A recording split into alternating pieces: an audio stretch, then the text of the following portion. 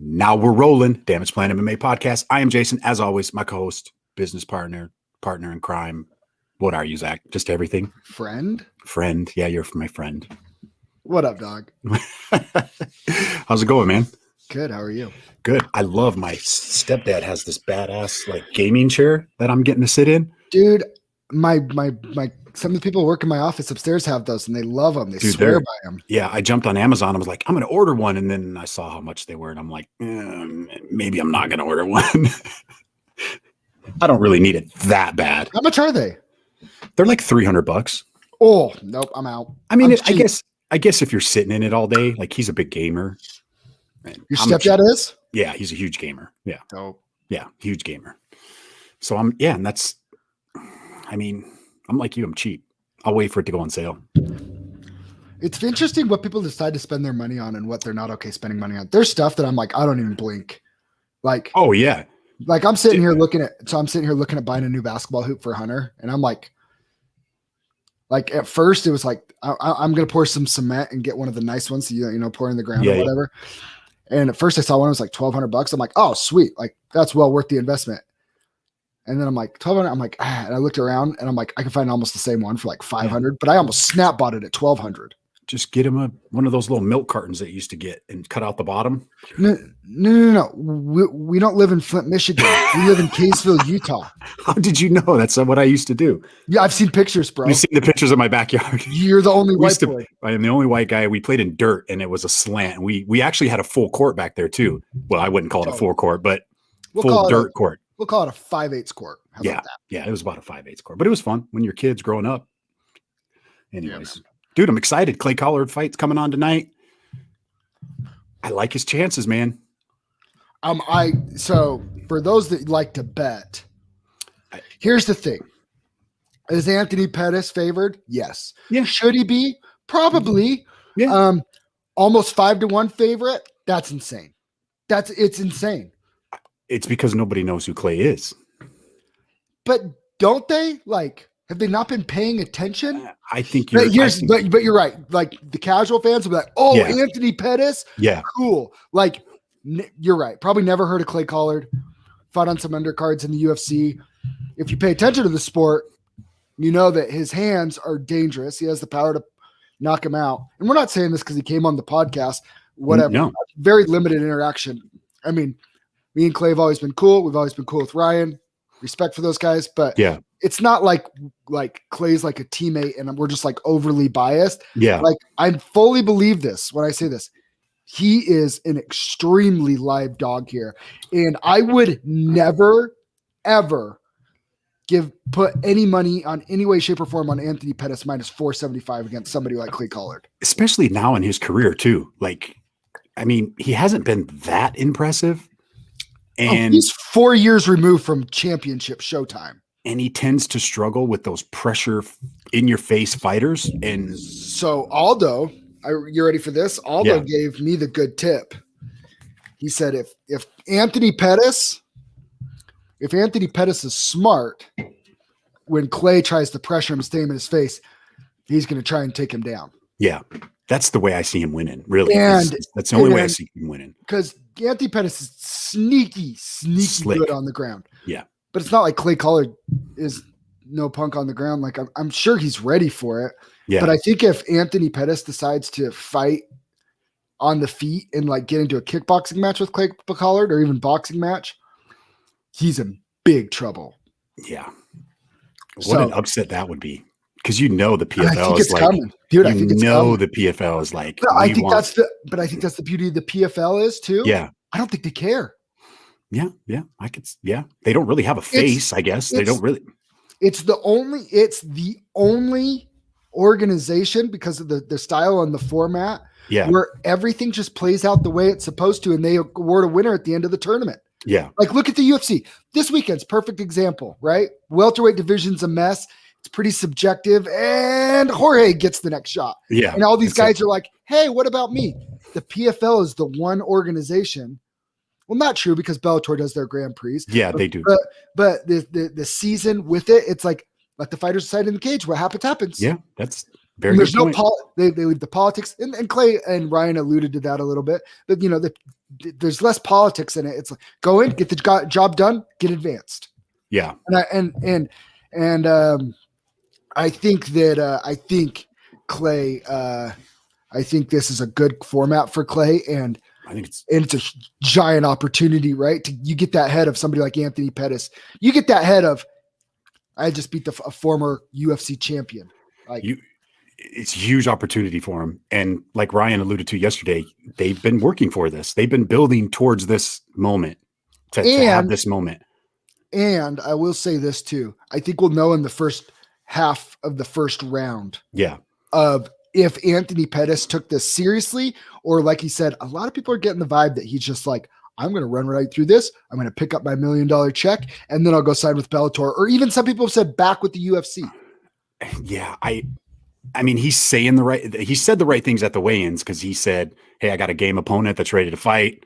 The question is does he realize? Does he really believe that? Like, yeah, is he saying the right things, or does he believe that? Because if he believes that, then his head's in the right space, and that's great. And he's a former champion, so you would hope so.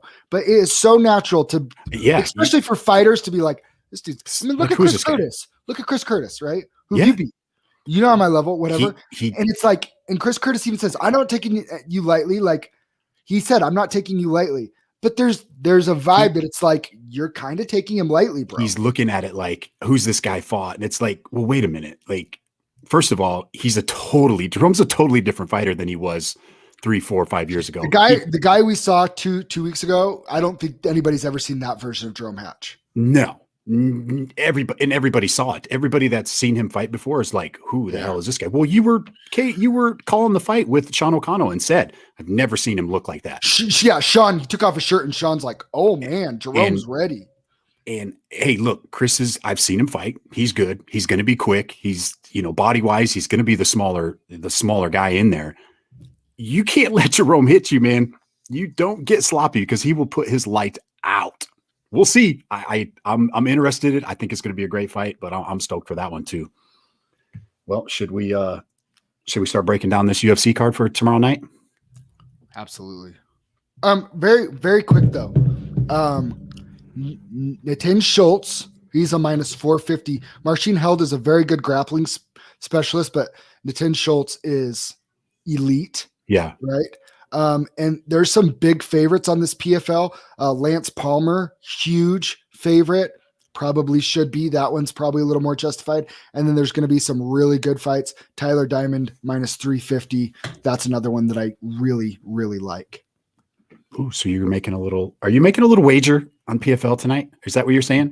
Oh yeah. We're on PFL tonight. I like some of these fights. I like them a lot. I'm throwing a little cash down on Collard, man. Me too. I put my bet in yesterday. Absolutely. Yeah. Love Clay. Thoughts on Eryk and Hatchery? He's talking about Eryk Whalen. Is Eryk even doing MMA still? I know he's doing boxing. I saw Rod, I know he's your coach, and I like Eryk, and I've had nothing but good interactions with him, and I respect him. I don't think Eryk Whalen wants to fight somebody like Jerome Hatch anymore. Like, I think he's in a different part where he's coaching and he's investing his time into you guys, and he's going to be doing some boxing and things like that. But it kind of seems like, I don't know. You know what, Rod? Ask Eryk if he'd be willing to come on the podcast. Yeah, let him come on. I'd love to have him. We would love to have him on, have a conversation where his fighting career is at, talk about Fight City. I've heard a lot of great things going on down there. Have him come advertise the show. Please, Rod. I don't know Eryk personally. Great. That's awesome. Sounds like we're getting him on now. Rod, ask Eryk to get in touch with me or Jason, and we'd love to have Eryk on the podcast. Hell yeah. Absolutely. So much respect for Eryk Whalen. He's a pioneer locally for Utah MMA. Yep. I've seen him fight a bunch of times. All right. Let's break down this card, man. Let's get your bets. Ready? Okay. All right. So first up, we got Ariana Carnelossi. Hopefully I said her name right. 5'2" with a 61.5-inch reach. She's fighting Na Laing. She is 5'5" with a 67.5-inch reach. So a little bit of a height and reach advantage for Lang. What'd you see in this one, Zach? Well, so kind of interesting. Nia Liang, the Dragon Girl from China. Yeah. It's kind of interesting. I like that, She's over fighting on the undercard for Weili Zhang. That's great. She's on a 4-fight winning streak, but this is her UFC debut. One thing that I like to look at is she has fought a lot of girls, but a lot of the high-level girls, the names that you'll recognize, Maria Agapova in the UFC, lost to her, got knocked out in 2018. Julian Velasquez, Bellator champ, lost to her via armbar, but she does have a win over Liana Joa, yeah, in her second fight about 5 years ago. But I get the vibe that when she's against that caliber, not only has she lost a couple times, but she's been stopped. Yeah. And I know she has a little bit more experience, but I kind of like Ariana Carnelosi. From what I see, good Muay Thai fighter out of Brazil. Was supposed to fight Mackenzie Dern, but got COVID, took the time off. Hopefully all better. She's coming off the layoff, but her only losses are to Amanda Ribas and Angela Hill. Yeah. And again, it's like she hasn't really beaten anybody with that big name. I like, except Gloria DePaul. That's a good win. She's in the UFC. They fought in Brazil back. So, I mean, I feel like it's more of a coin flip. Yeah. And I didn't see anything to see like a dominant win for either way. So like, I think Ariana wins, but you're not going to, if anything, and they're saying you're getting a lot of value. They're saying it's going to end inside 1 or 2 rounds. Interesting. And because but I mean, both these girls, they have finishes, and have been finished. You know what? I'm going to go out on a limb here, and I am going to say I think Nia Lang has some value at plus 170. I'm gonna agree with you on that one. I actually kind of like the underdog in this. I don't know enough about either one of these girls to make a educated MMA decision, but she's won 4 in a row. One of them was a DQ to start that winning streak. She got hit in the back of the head, but she has 3 first-round finishes in her last 3 fights, and all were on the last 15 months, 16 months. I think I'm going to take that momentum. I don't know much about this WLF MMA, but I like that. All right. Let's move on. All right. So I kind of like Nia Liang. Is that's your pick? You're sticking with it? Yep. I'm going to go with you on that one. I'm going to stay with you on that one. I like it. All right. I'm going to pull this up on my computer, my laptop, so I don't have to look at it on my phone. I'm not at my house, everybody. I am in Michigan, so I don't have my whole setup, and we're doing things a little backwards today. All right. Next up, we have Jeff Molina fighting. I'm not even going to try this guy's name. Ori, Mongolian murderer. I don't even need to give you any stats because this guy's nickname's the Mongolian murderer. I'm all over this guy. Anyways, Jeff Molina, 5'6", 69-inch reach. He's fighting Ari, the Mongolian murderer, 5'7", 69.5-inch reach. I'm all over the Mongolian murderer. I don't even know who he is, but El Jefe, sorry, dude. Mongolian murderer is going to murder you. Wow. I don't know anything about him. Well, let me fill you in on El Jefe. El Jefe trains out of Glory MMA. Damn it! Who's the head coach of Glory MMA? Damn it! Really? I can't do that then. Who is it? I can't. James Krause. I can't. That's right. It's James Krause. So here's the thing. Mongolian murderer, James Krause. I do like, he's coming off the unanimous decision win on the Contender Series from last year.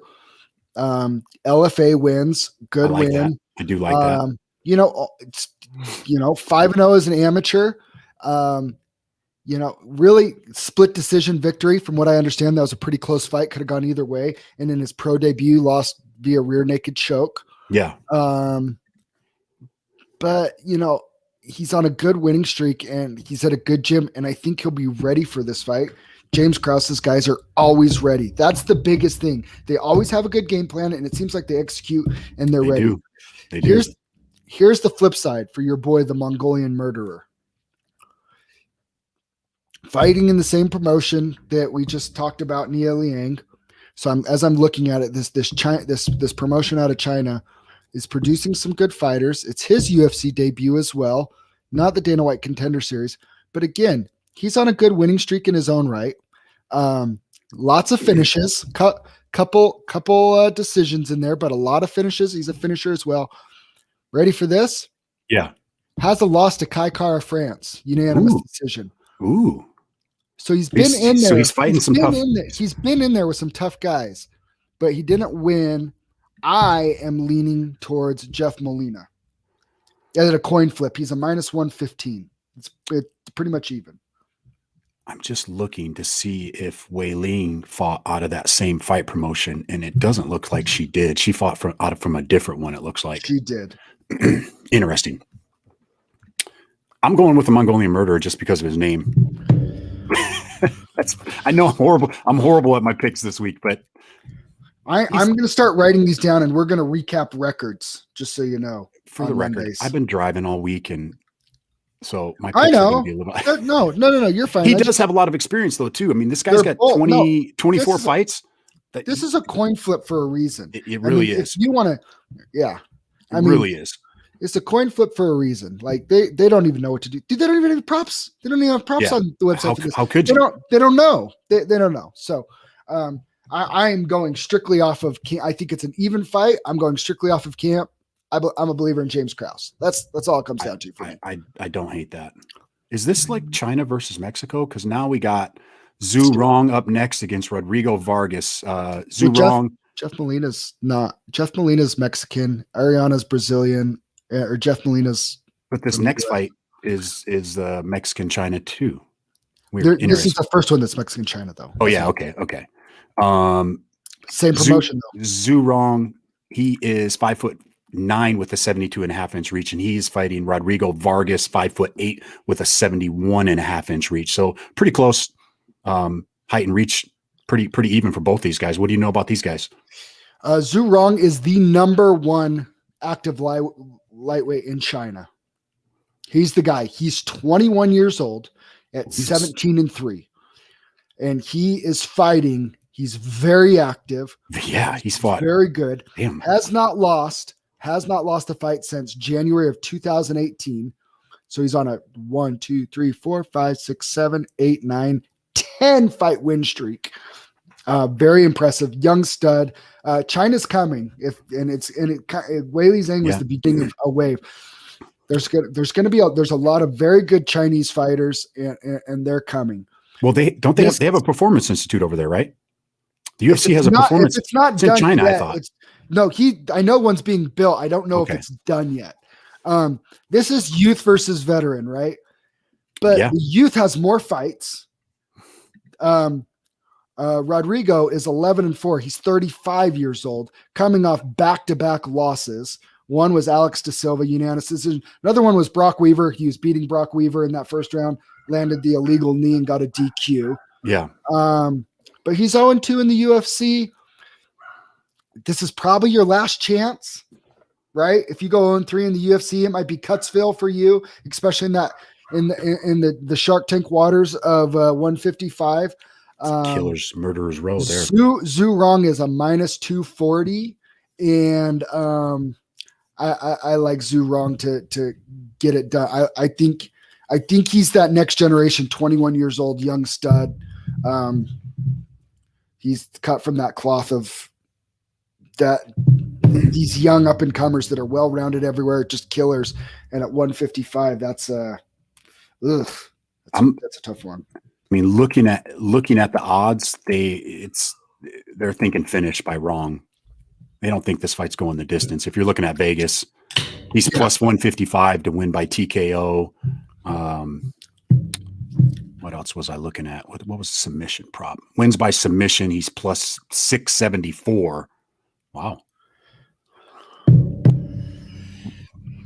Interesting. Yeah, they don't see it. They see it ending by the second round on that. So that's interesting if you're Vegas. All right, let's move on. Next up, we got another Mongolian Sorry, guy. who did you pick? I'm going with Roe. Wrong? Yeah, wrong. Wrong? Roe. Wrong. Yeah, wrong. Roe. Wrong. Okay. Wrong. Roe. Horrible pronouncing names today. All right. Next up, we got Dana Bataguro against Kevin Natividad. I love Kevin. I just don't know if I love him on this fight. This is possibly early fight of the night for me. I think this you could see a banger in this fight. I really like both of these guys. They both have good power in their hands. They're well-rounded fighters. They fight at a high pace. You know, these bantamweights, they're coming into, again, another weight division that's shark-infested waters. I really feel like 135 and 155 right now, it's just like, good luck, man. Like anywhere in there, like there's not an easy out in either of those divisions. One's 1-1. I really wish we would have seen the Dana, the Storm guy. I wish he would have fought Kyler Phillips, because that would have given me a lot better gauge of where he's at, because we both know how legit Yes. he is. Miles John. I just like these people that come up through LFA. I love it. I feel like he's battle tested, and Natividad. I'm not positive because I don't know too much about Bataguro other than he's a killer, but I do know where Kevin Natividad is, and I know between him and his brother as training partners, when you're locked in with a team like that, he's at Arizona Combat Sports. They have a lot of good fighters down there that he's training with. Over at Jackson Wink. I know he is. I know, and that's a great camp too. I just, I think this is a good fight for the underdog to take a chance on an underdog. I think Kevin Natividad is a very live dog in this. But what I do really like is fight goes the distance is -140. I do think this goes to the judge's decision. I like it. I like that. Fight goes to decision. I'm with you on that, because I don't really have a pick on this one. All right. Next up, we have. Are you not going to prediction? I'm gonna go with the underdog on this one too. Okay. I like what you're saying. I like what you're putting down, Zach. Yes, sir. All right. Next up, I can actually pronounce these guys' names. Tristan Connolly's fighting Patsabatini. Tristan Connolly is 5'10" with a 68-inch reach. Patsabatini is coming in at 5'8", and his reach is not listed. Looks like Patsabatini is a moderate favorite, -230. Who do you like in this one? Well, so we saw something very impressive from Tristan Connolly, and I do like him a lot, just personally. He's a tough fighter. He took that fight with Michelle Pereira on short notice in his hometown. Michelle Pereira is super exciting. Everybody loves watching him, all his theatrics, everything like that. Yeah. Burned himself out, beat him. Michelle Pereira, who, like, seriously, how that guy makes he's 170 huge, mind-blowing to me. Well, now Tristan Connolly, now he's fighting at featherweight. Interesting. So he was in a car accident, and he's had some issues with it, and he lost some weight, and he thought this was a good time to go back down to featherweight. All right. Lay off from a car accident, go down to the featherweight. I like Tristan Connolly, and he is very tough, but this is, I feel like there's too many things that I don't love about him going into this camp coming off of the layoff. And Patsabatini, he's a killer, dude. Number one active featherweight coming out of New Jersey and Pennsylvania. That's a hotbed for a lot of really good fighters. If he's the number one dog there, or top dog there, ranked on Tapology, like, he doesn't have a perfect record, but it's like, but man, the guy that he lost to, his last loss was because he hurt his arm. He had an arm injury. Yeah. He loses a split decision, and then loses a unanimous decision against Robert Watley, who, he's carried belts competed in PFL, in LFA champion, and competed in PFL. Like, I think this kid's a stud. I think Sabatini's a stud. I like and him. I liked Connolly a lot, but I think Sabatini is a stud.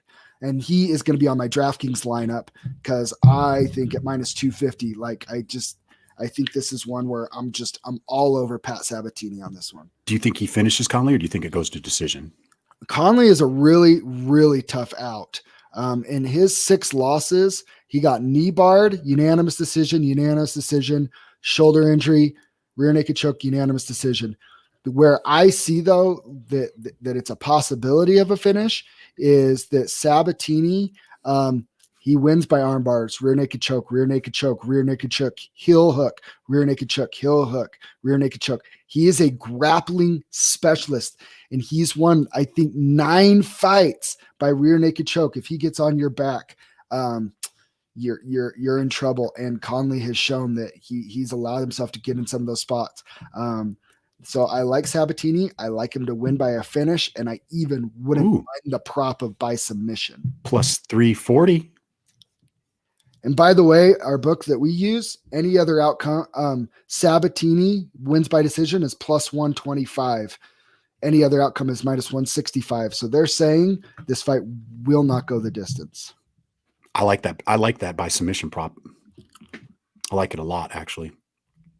Do you have any different takes on this one? Nope. I like Pat Sabatini. I'm all over him. I'm a huge fan. I'm just going to echo exactly what you said on everything about this fight. Okay.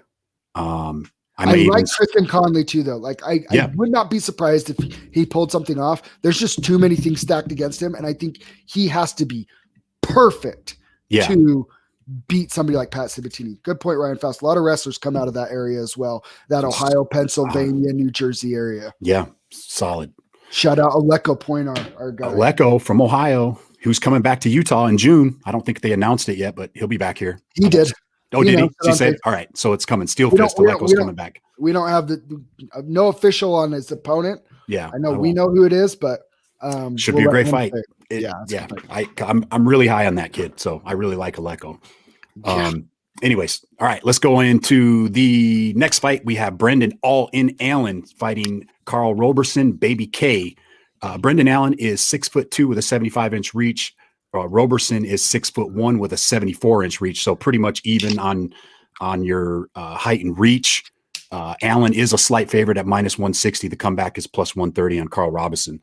What do you like on this one? Both have losses in their last fight. Yeah.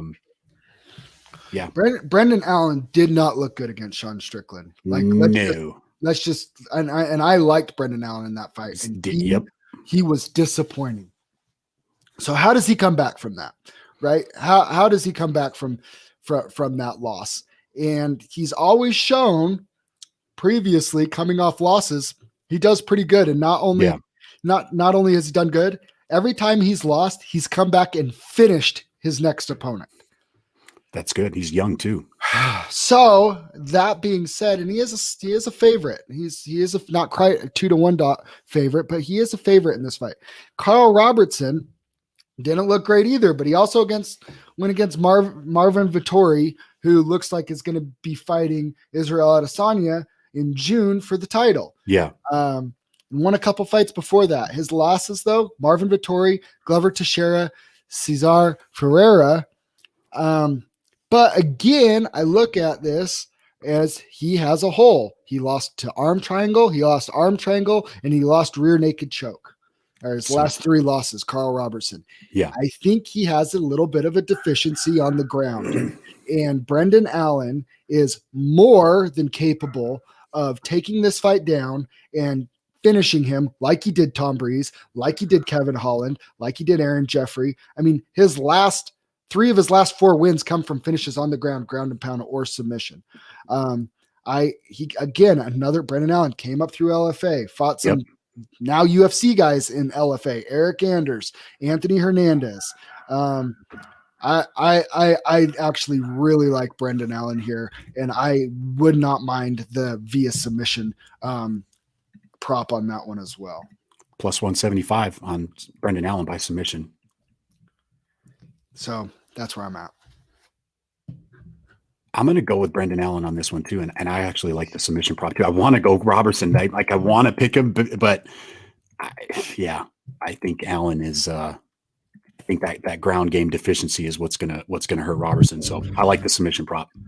I mean, the thing is here, and I mean, just very simple. Carl Robertson, probably the better striker. Yeah. Brendan Allen, better on the ground, but I feel like Allen can hang a little bit more on the feet than Robertson can hang on the ground. Yeah. It's striker versus grappler, but I feel like Allen's a more well-rounded mixed martial artist. And again, he has shown coming back from losses to do the right things to make sure he gets a win coming back. I promise I'm going to disagree with you here soon. You think? Maybe. I don't know. Next up, we got Dwight Grant, the body snatcher, fighting Stefan Sekulik. Dwight Grant is 6'1" with a 76.5-inch reach, and Stefan is 6 foot even with a 75.5-inch reach. The body snatcher. It's a great nickname. He is a moderate 225 favorite, and the comeback on Stefan is plus 180. What are you liking on this one? Well, so I like Dwight Grant. I mean, I'm pretty heavy favorite on this one, but I mean, both of them are coming off of a loss. Dwight Grant fighting out of AKA. He's had some wins in the UFC at least, and he's fought some tough guys in the UFC. He's a Dana White Contender Series guy. And another thing that I liked is before Dana White Contender Series, he got a win on Bellator, and he's been on the big stage, and he's done some good things. He kind of got beat up by Daniel Rodriguez, but Daniel Rodriguez looks pretty dang good too. We just saw him look great against Mike Perry. Great. And Stefan Sekulik, he's from Serbia. I love my Serbian guys. Did lose a unanimous decision pretty convincingly in 2018 was his last fight. That was it. And then he was on the Serbian regional circuit there for a while. I don't love the layoff. Hopefully he's got some things to work on. I like Dwight Grant. I like Dwight Grant to win this by a decision, actually. I actually think Dwight Grant may sleep him in this one. Okay. I like the Dwight Grant by KO TKO plus 120. Okay. You said submission or decision? Decision. I was like, submission. Oh man, you're throwing that's like a plus 1800 if you like that one. Long shot. Yeah, just a little bit. By decision, he is plus 320. That's not bad. Not bad. Not bad. All right. We're both on Grant. We just like it to end a different way. Hi, Gigi. My mom's dogs are. I'm surprised you can't hear them up there barking. Nope. All right. Next up, excuse me. We have Randy Brown against Alex Cowboy Oliveira. Randy Brown is 6'3" with a 78-inch reach, and Cowboy is 5'11" with a 76.5-inch reach. Brown is a slight favorite, met at minus 160. The comeback on Oliveira is plus 130. What do you like at this one? Man, these guys are big 170s. Big 170ers. Wow, I didn't realize Randy Brown was that 6'3" at 170. Yeah, I think Randy Brown's going to be a little bit too much for Alex Oliveira to handle here. He does some really nice things, and I like Randy Brown a lot. He kind of only loses to guys that I consider elite or have special skill sets. Yeah, Nico Price got him with that famous knockout from the bottom. He's kind of I remember that. Yeah, lost the decision to Bilal Muhammad, and then obviously got knocked out last year by Vicente Luque. Not bad losses, but he's also beaten guys like Worley Alves, Brian Banabera, Mickey Gall, and he's, for a guy that has less experience, he's got some good octagon time, and he's huge. And Alex Oliveira, he's only 33, but he's got a lot of miles on him. And I rode with him. I rode with him a lot since we've started this podcast. Hasn't gone well for me. Split decision against Max Griffin. He got that W. I kind of thought Max Griffin got screwed on that one. I thought Max beat him in that fight. He very well, without that split decision going his way, he very well could be 1-5 in his last 6. Yeah. He's still only 2-4. I think he's kind of on this part of his career while Randy Brown is going up. And I think I think this might be the best value of Randy Brown's only a minus 155. I think it should be closer to probably like minus 230 or so. I think Randy Brown should be a bigger favorite. I think Randy Brown beats him, and I think he finishes him. Interesting. I've been seeing a lot on the Twitter, on the social medias, that a lot of people are on Alex Oliveira. They see him as an underdog, that as a good play as an underdog. But I'm kind of with you, man. I think Randy Brown gets it done, and I think there's value on it. Just keep talking. Maybe give a shout out to some of our sponsors. Give a shout out to our sponsors. Legacy Roofing, always there, supporting us. We also have Jenny, the Foodie Realtor, out in Tooele. If you're looking for a realtor, shout out to Jenny. And hey, shout out to Casey Cummings and the Tooele Martial Arts Academy. They are flying up to Montana, and Casey has a fight tomorrow night. I saw those guys post the pictures, and they are on the plane. They made Zack Cavender sit by himself a couple rows up. I don't know why, but I thought it was kind of messed up that you guys did that anyways. So yeah, shout out to all of our sponsors, all you guys that are supporting us. But going back to the Randy Brown, Alex Oliveira fight, I do like Randy Brown. I'm gonna take that. I think there's some value there at minus 145. And if you are looking at it if you like Brown by TKO, that's plus 315. I actually think it goes to decision, which Brown by decision, fight goes to decision, is minus 110. So if you're liking it to go to decision, you're minus 110. Nice. All right, let's move on to the next. Sorry about that. Just drinking a ton of fluids. That's good. I like it. How's your food? How's your diet? It's good, man. Are you cutting out the junk food? Yeah, I've been doing pretty good. Cut out the junk food. Mm-hmm. She's gonna come on here and throw you under the bus because I know she's listening. Dude, Quinn, my 5-year-old, offered me a bite of his donut last night, and I said no. Look at you. I'm good, dude. Look at you. No, it's cleaned up, dude. We do the work now. I'll tell you this. This is probably the best in shape I've ever started a fight camp. This is the longest I've ever had to prepare for a fight camp. I'm telling you, this one, we're gonna get there in 170, and it's gonna be like, it's not so bad. I'm gonna call Justin and get him on the podcast with us. Tell him you were talking shit. I mean, Fireblade 007. What's up, man? He hates Masvidal. Hate Masvidal. He doesn't like. We're getting there. We're on the main card. We just got to the main card. First up on the main card.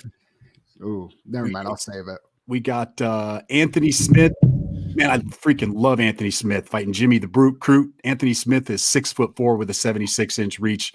Jimmy Crute's coming in at 6'2" with a 72.5-inch reach. Crute is actually a 2-1 favorite. The comeback on Lionheart is plus 160. And it looks like Lionheart got some new ink too on his chest from the weigh-in pictures. Always. Dude, how can you not love Lionheart, man? Did you see his interview where he was saying that every time Sterling comments something on Twitter, they tag Anthony Smith because of Anthony Smith not taking the belt from Jones? Did you see that? Yeah, I did actually. Dude, Anthony Smith is a guy that I'd love to hang out with. I'd say drink a beer with, but I don't drink. So that's my guy. I love Anthony Smith. I love it, man. He's a fighter's fighter. He just wants to fight. Had a chance to take the belt from John Jones and make millions of dollars. And he's like, no, I'm fine. Let's roll. So here's the deal. Jimmy Crute pretty much puts everybody away in the first round. Yeah. Punches, Kimura, punches. Third round, Kimura on Paul Craig. Punches, first round on Dana White Contender Series. He's a finishing machine. Very, very rarely does it go to decision. Yeah. I do not think he finishes Anthony Smith inside. I don't think so neither, man. I mean, round 3 starts is minus 105 on this fight. Give me all of that. I'm all over it. All over it. Even if he controls Anthony Smith, which here's the other thing. At first, I thought I was picking Anthony Smith out of my heart. Okay. I really did. But here's the question. If Alexander Rakic couldn't finish Anthony Smith, do you think he's finishing him? I don't think he's, yeah. The beating Glover Teixeira put on Anthony Smith and how long he survived, finally stopped it in the 5th round, but he didn't quit. Yeah. He's not going to quit. You're not going to break him. I think very highly of Anthony Smith. I feel like Jimmy Crute has the ability, but I think this goes one of two ways. I think Jimmy Crute puts him away in the first round, or Anthony Smith wins via decision. And I don't see Jimmy Crute putting him away in the first round. I got Anthony Smith via decision. I like it. I like the odds on it. I'll take it. I'll take the underdog in Smith. I'll take Smith by decision for a. Where was that at? Smith by TKO is plus 65. Smith by decision plus 385. Nice. I like it. Even though Vegas is all over Jimmy Crute to win this fight. This is kind of the young up and comer against the vet. And can Jimmy Crute do it? Absolutely. But what I like here is like Anthony Smith at plus 165, and then round 3 starts at minus 105. Like I feel like that round 3 starts minus 105. That's you're cashing. I'm in. I think. All right. Next up, we got a rematch. We got Chris Weidman versus Uriah Hall. The All-American is 6'2" with a 78-inch reach. Prime time is coming in at 6 foot tall, 79.5-inch reach. Looks like Weidman is a slight favorite. The odds might have changed a little bit. Minus 130 for Weidman, pretty much even. Plus 105 at the comeback for Hall. Who do you like in this fight? I'm torn. I kind of like Hall. I kind of like the underdog. I don't know why, because Hall's burned me so many times. Not recently. Not recently. I'm gonna go with Hall. I'm gonna go with Hall. So not only am I going with Hall, I got Hall by knockout. I think he stops Chris Weidman. I don't hate that at all. And matter of fact, if you look at Hall, if you look at him, it's 3 losses. Okay, last 3 losses, like legitimate losses. Robert Whitaker, okay. Derek Brunson, okay. Yeah. And Gegard Mousasi, who he had beat too. They're 1-1. Okay. I really felt like Hall was beating Paulo Costa before he got clipped. Yeah. He looked good. Paulo Costa's just huge, and he got clipped. And that can happen at middleweight. But I think Hall was beating him. And then he knocks out Bevan Lewis. Yep. He gets the win against Antonio Carlos Jr. And then he stops Anderson Silva. And Anderson didn't look bad, but I mean, it's an old Anderson Silva, but like I feel like Uriah Hall, this might finally be the beginning of the run we have been waiting for since he was on The Ultimate Fighter. I mean, I do. I really do. I feel like mentally he is in a good headspace. He has been at Fortis MMA now for a couple of years, and they have a really good thing going and a really strong team down there. I think he has the environment that he can thrive in. Nothing against Chris Weidman, and I know he's trying to make noise and stay relevant, but dude, you've looked like doo-doo in your last 1, 2, 3, 4, 5, 6, 7 fights, except he got Kelvin Gastelum in an R triangle. Other than that, he's looked bad. Yeah, ever since Luke Rockhold finished him, yep. He's not looked good. I'm all over that one with you. I'm all over Hall knocking him out. I'm all over it. All right, we're both on agreement on that one too. Thought we'd maybe disagree on that one, but we're not. All right, now we're getting into the first of the championship fights. How is Shevchenko? Man, she gets no love, man. She should be the co-main event. Anyways, Valentina Bullet Shevchenko is fighting Jessica Andrade. Bullet is 5'5" with a 65.5-inch reach. Jessica is coming in at 5'1" with a 62-inch reach. Are you giving Andrade a shot here? Nope. You brought up a very good point earlier about Valentina. This is the first time in a long time that she's not a 10-1 favorite going against Andrade. I usually always try to find a way to for the underdog and just be like, you know what? Who do I like in this? You know, how can she win? And does she clip her? I don't see it. I just don't see Valentina losing this fight. The hard thing for Andrade in this fight for me is I think she's the bully a lot. Yeah. And she can do a lot of things to bully her opponents. And Valentina's the bigger, stronger girl. And I think Valentina negates Andrade's best thing. And I saw some people saying they liked Valentina by like decision or whatever. I think Andrade, if she's overly aggressive, we could see a devastating knockout. Valentina could put her to sleep a lot like she did Jessica I and some others. Her fight IQ is ridiculous. She's good everywhere. The only person that beats Valentina to me is Amanda Nunes. That's it. And she's bigger than her. Yeah. Arguably, Valentina won. Was it pound the for first or pound? front? Yeah, The second one. Yeah, I don't see her losing. I really don't.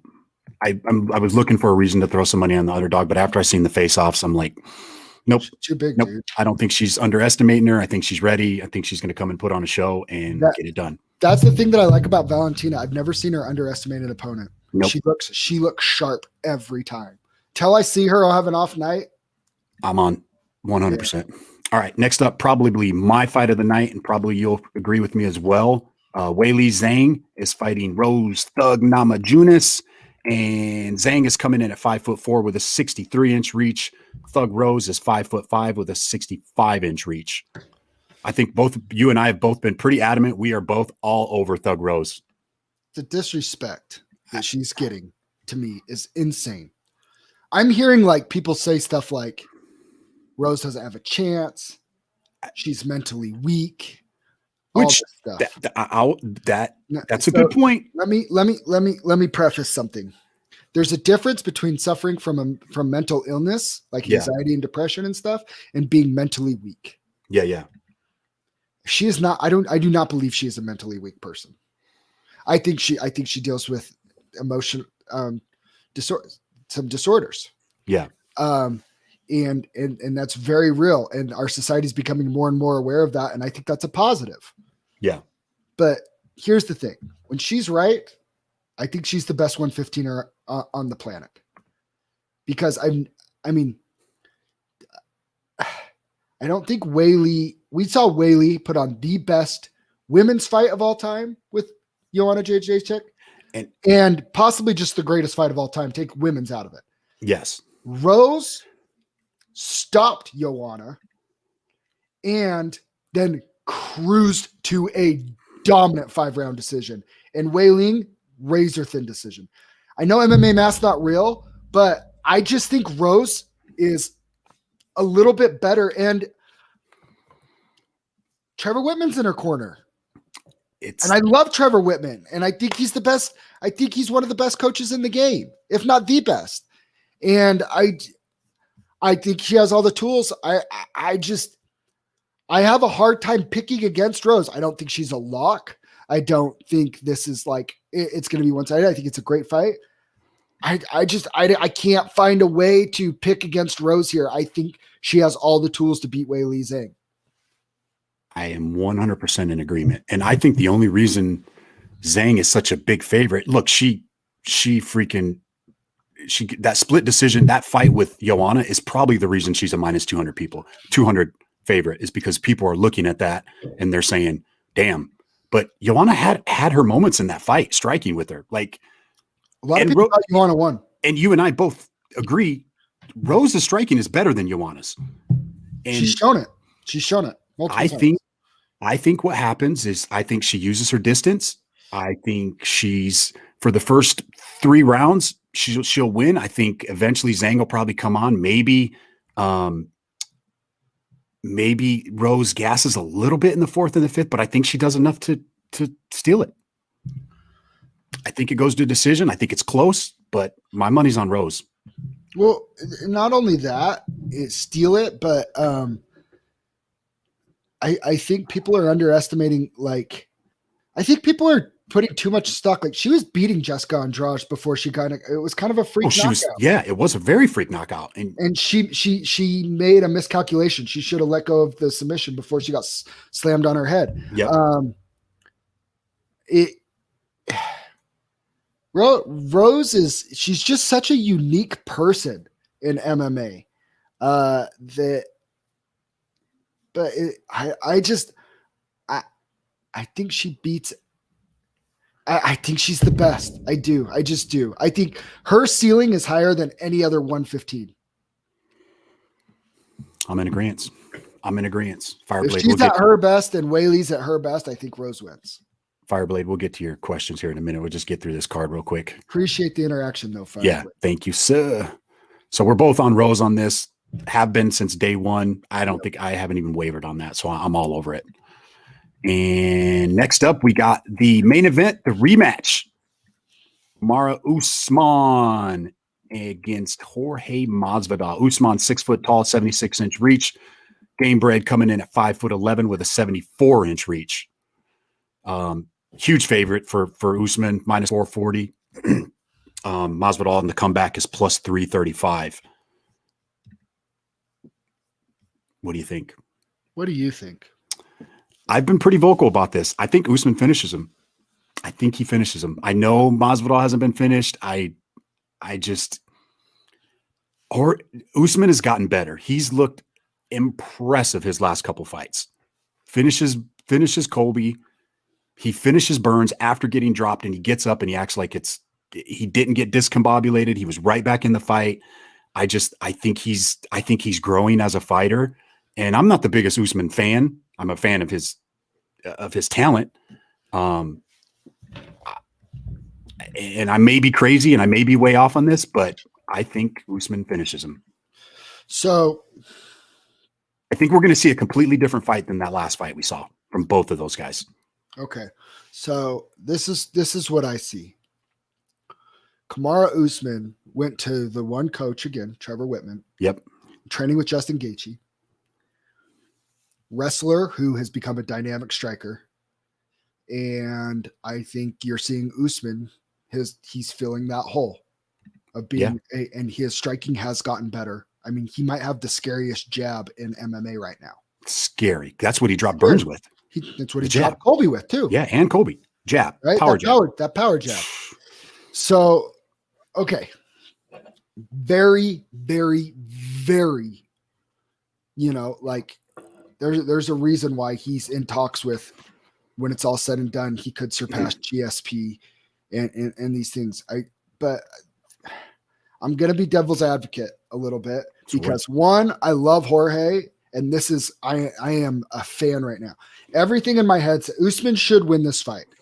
Usman should win this fight. He should. Yeah, he really should. He's the better wrestler. He has a great coach in his corner that can develop a great game plan. He can use his strikes more. You know what?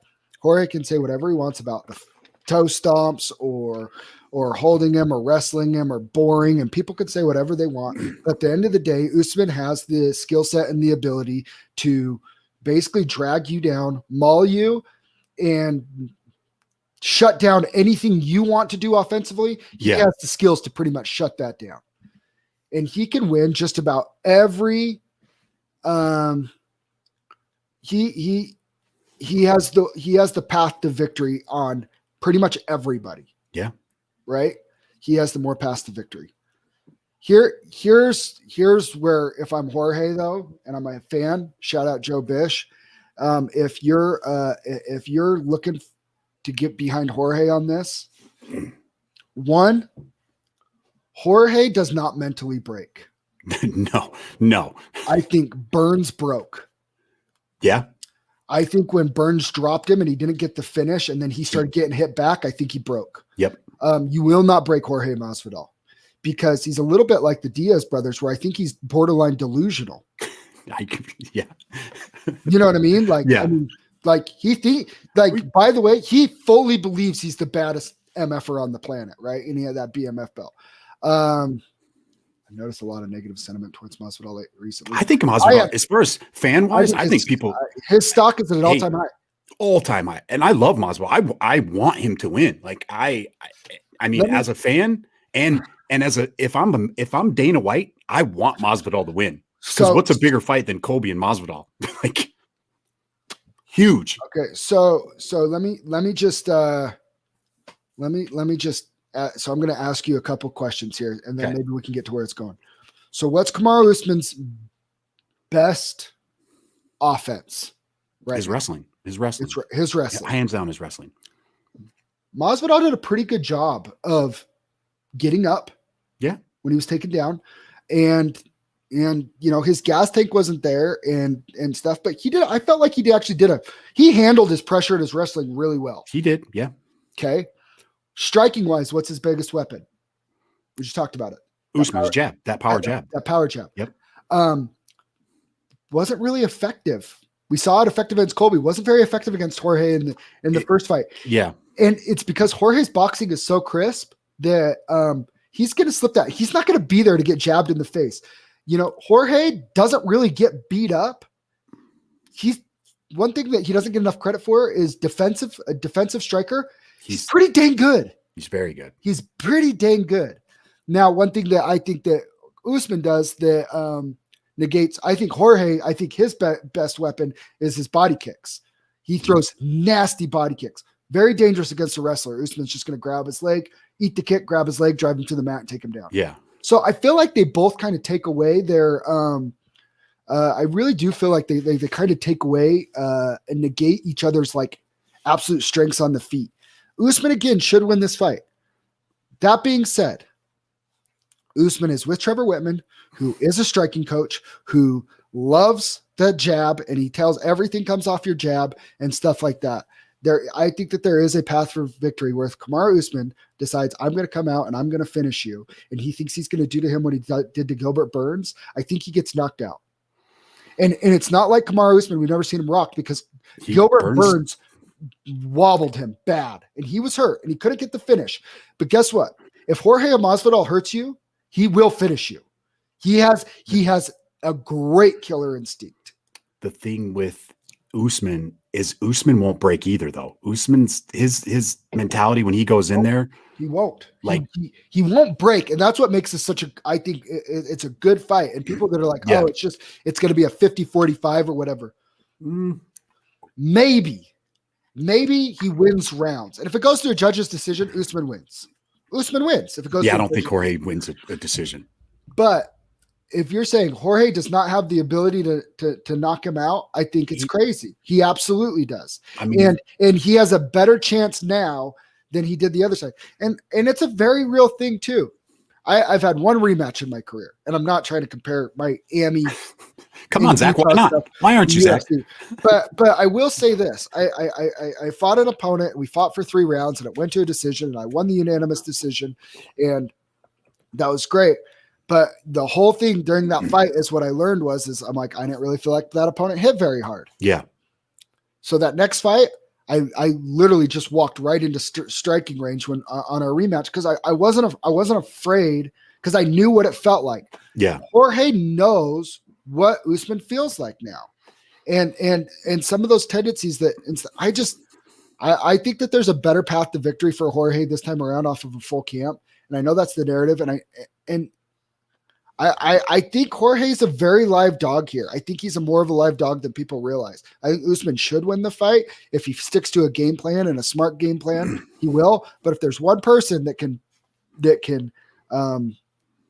if there's one person that can pull Usman away from his game plan and make him get into things to do things uncharacteristic, it is somebody like Jorge Masvidal.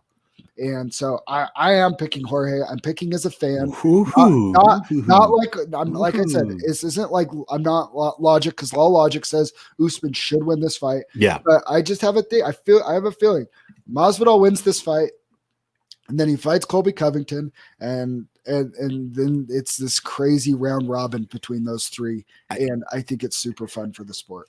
If you're Dana White, you secretly probably want Jorge to win this fight, right? Like how big of that is if Jorge's the champ, you see when they did the press conference, everybody's cheering for Jorge. Like he is a fan, like you said it, his stock is, and if he's the champ, you ready for this? No, I don't think he's afraid of him, Fireblade, at all. I don't think Masvidal's afraid of anybody.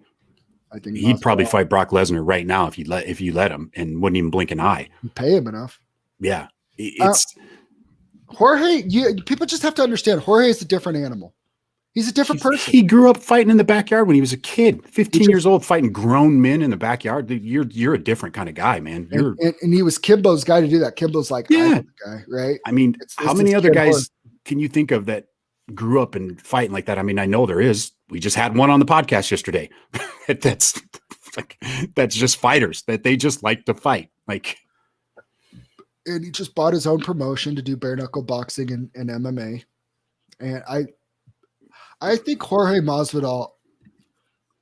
Yep, I'm going to say I think Jorge Masvidal has surpassed Conor McGregor as the biggest star in the UFC right now. If he gets if he wins this weekend, he becomes the biggest star in the UFC. He said avoid Colby. I think he knew he was getting the rematch. I think, and Zack and I have talked about this on there, and Zack said it because going in there, I think he took that fight on short notice, and Dana's basically saying, "Hey, you come save this pay-per-view, we'll give you the rematch." Oh, so I don't think it was necessarily avoiding Colby. I think he just knew he had the rematch. So why take that risk when he's going to be fighting for the title in a couple months? That was my take on it. Look at the business aspect of it. If you're Jorge Masvidal, what good does it do you to take that fight on 6 days notice, knowing that you're heavier than you should be for your weight cut, knowing that you haven't been training. You've been training for Usman because you knew this fight. You've been training for Usman / Covington because you know those fights are coming, right? Yeah. Yep. If I'm Jorge Masvidal and they say, "Hey, come save this card," one, you're going to pay me, right? Yeah. Which you did. Yeah. And two, you're going to promise me a rematch on a full camp. Yeah. It's a smart move. And Dana's hands were tied because he had to save that event. That was the first big pay-per-view on Fight Island.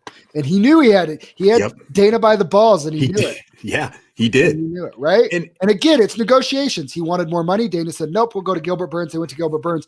And now they're the same thing, right? So guess what?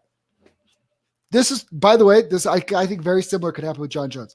They'll make Ngannou Derek Lewis, and Jon Jones will just keep doing his thing, and then Derek Lewis if Derek Lewis has to pull out for whatever reason within 2-3 weeks, I think there's a very good chance then you could see Dana in the UFC go to Jon and be like, "Hey, we built up this huge card. Derek just pulled out. What do we need to sign the check for to get you there?" Yeah. I think there's a very real thing that happens. It's who has the power at the table. Right now, it's Dana White. Yep. Until that table's turned, it doesn't. Jorge had the power, and I think he made that. I think he made that in his negotiations prior to that fight, and I think he's been. I think Jorge's ready for this moment. I'm not guaranteeing a win or whatever, but I think this. He's on a tidal wave of momentum, and you can see that he believes it. I think that he believes it. As soon as that first fight was over with, he's like, "Man, I can beat this guy. Give me a full camp." Other than the conditioning, what's gonna change in that 8-week fight camp? Other than conditioning, like what are you gonna improve in those 8 weeks? Feeling what I mean. There's you obviously you know that you're gonna. There's different things. There's different things, especially like up against the cage and grappling. Once you feel somebody's pressure and your strength and stuff, and you feel like what they're trying to do and accomplish, are they just trying to hold you against the cage? Are they looking for a single leg? Are they working on a double leg? Like, where do you feel like they're trying to go with those positions? That's all stuff that Jorge is now familiar with. I guarantee his coach has broken down. By the way, too, this nobody's talking about this. Mike Brown's a great coach. He was not there for Jorge. He tested positive for COVID. Yep. He was not there for Jorge in the first fight. I don't think that was a problem. I don't think that made any difference in the fight. But I do think Mike Brown is the type of coach, too, that could give Jorge and be that calming presence for Jorge, too. I think that's just another factor that could – it's just another thing that Jorge's just going to be a little bit better. And Jorge just needs to be a little bit better in a few areas. And I think he showed enough to show that he can close that gap between their first and their second fight. Now he can close it enough to get the win. By decision? No. But can he capitalize on some moments better? Here's the thing. Here's the biggest thing. You ask what's going to be different besides conditioning. The difference is in the conditioning, the better his conditioning is, the longer his opportunity to win. Yeah. Could you see him? I mean, is there a path where maybe he does pick him apart for 3 rounds and then no, because Usman will just go for a takedown. As soon as he starts getting tagged, he's gonna go for a takedown. He's gonna have to blitz him at some point. He's gonna have to do what he did to Darren Till. He's not going to get a flying knee like he did on Ben Askren or whatever. People are like, "Oh, flying knee." It's like, dude, that was a once in a lifetime knockout. Like, you're not going to do that again. That ain't happening again. if that happens again, now we'll play this clip on loop constantly. But it's not going to happen again. Yeah. But he's going to have to blitz him and to knock him out. He's not going to Nate Diaz him where he just peppers him until he starts to break. Yeah, that's not happening to Kamaru Usman.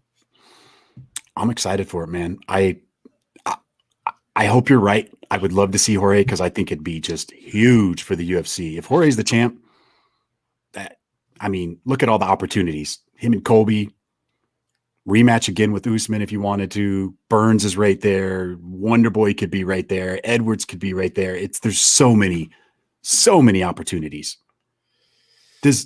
So if Colby gets the winner of this one, then you got to think the winner of Burns and Wonderboy would be next, right? I think so. Unless Burns wins, I don't think Burns is going to beat Wonderboy and then get right back to the front. Get right back in there. Yeah, that makes sense. Man, it's going to be fun. I'm excited. Fun card. It's a really fun card. Enjoy the PFL fights tonight, everybody. Yes. They start here in 20 minutes. Start at 5:30 Eastern. So it starts in 50 minutes. 45 minutes. Let me just on ESPN. ESPN 2 or ESPN Plus? Is it ESPN 2? Probably. Yeah, 5:30 Eastern. So yeah, it's getting ready to start for you guys. It'll be starting for me. Who's all on I'm gonna just skim through this real quick. We got 10 bouts on this card. Who do you like on here? Did you have picks for tonight? You like Lance Palmer? I picked a couple. Are we gonna do a round robin? I don't know. All right, text me after. All right, we'll get out of here. We'll see you guys on Monday for the recap show. And just so you know, Fireblade, we will do a recap on that May 8th card every Friday. Oh. We always do the breakdown fights for every UFC fight. So make sure you tune in on Fridays. Hold on, real quick. He's got some questions. Let's see.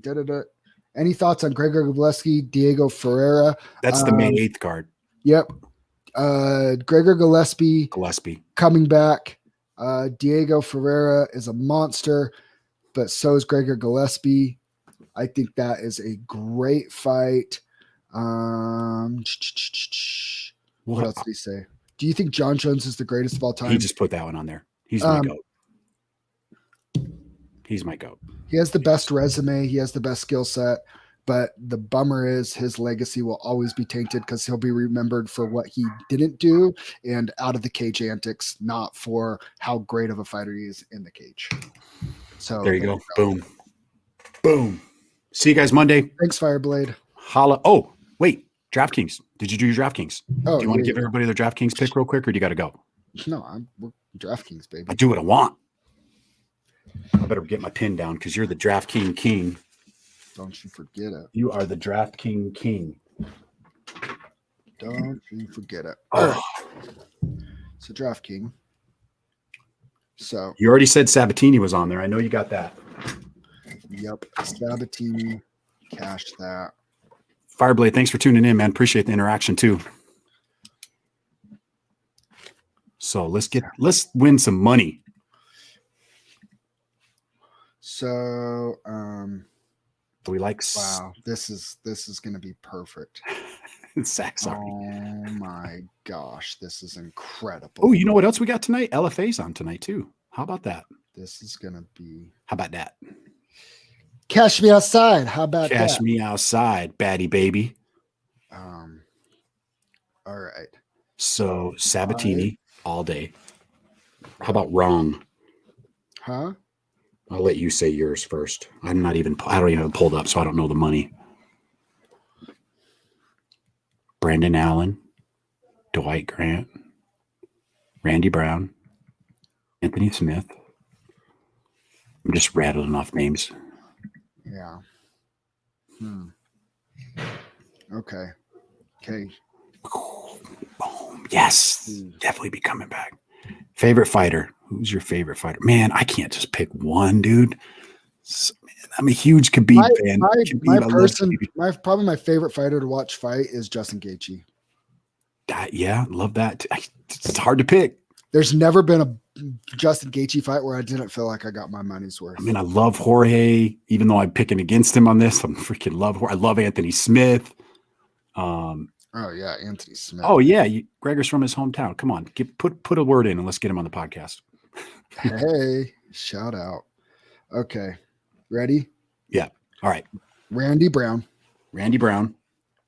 Uriah Hall, Rose Namajunas, Thug. Patsabatini, Okay. Anthony Smith, Okay. and last but not least, the Bullet, Valentina Shevchenko. Ooh, she's got to be like 9,500. She is 9,500. Oh, he said his parents live 5 minutes away. Just drop a little note. Facebook message him. Okay. All right. Thank you guys. Appreciate everybody tuning in. See you guys on Monday. Peace. We out.